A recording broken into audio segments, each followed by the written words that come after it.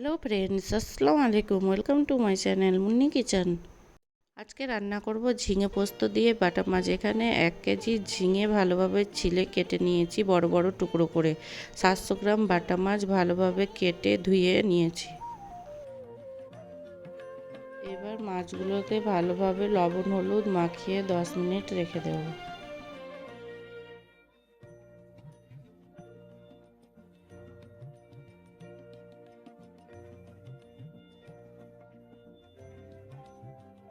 এবার একটা কড়াতে সরিষার তেল দিয়ে দেব। এই রান্নাটা সরিষার তেলে করলে খেতে দারুণ হয়।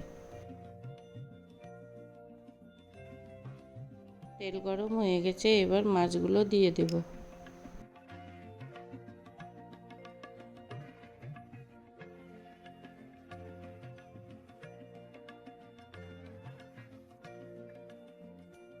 মাছগুলো দুপার লালচে কালার করে ভাজা হয়ে গেছে, এবার তুলে নেব।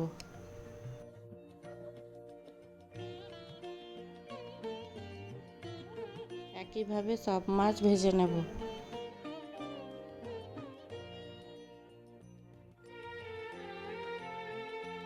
এইবার মাছ ভাজা তেলের মধ্যে 2 শুকনো লঙ্কা, কটার চামচ কালো জিরে ফোড়ন দিয়ে দেব। একটা বড় সাইজের পেঁয়াজ কুচি দিয়ে দেব।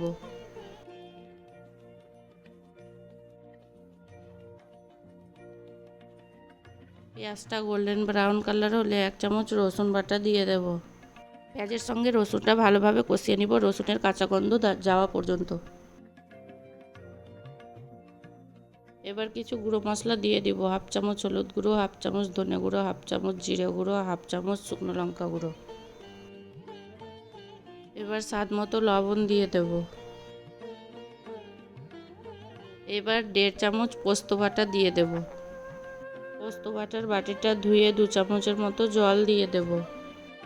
সব কিছু মশলাটা ভালোভাবে কষিয়ে নেব। মশলা কষানো হয়ে গেছে, মশলার চারদিক থেকে তেল ছেড়ে দিয়েছে। এবার কেটে রাখা ঝিঙেগুলো দিয়ে দেব।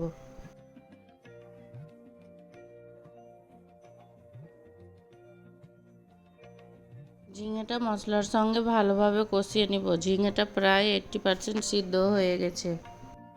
এবার 1 গ্লাস জল দিয়ে দিব, প্রায় 300 গ্রামের মতো।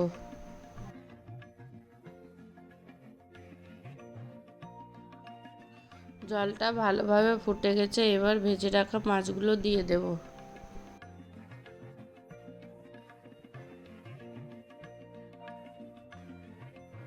এবার 2-3টে কাঁচা লঙ্কা দিয়ে দেব। সবশেষে 1 চামচ ঘি দিয়ে ঢাকনা বন্ধ করে গ্যাস বন্ধ করে দেব।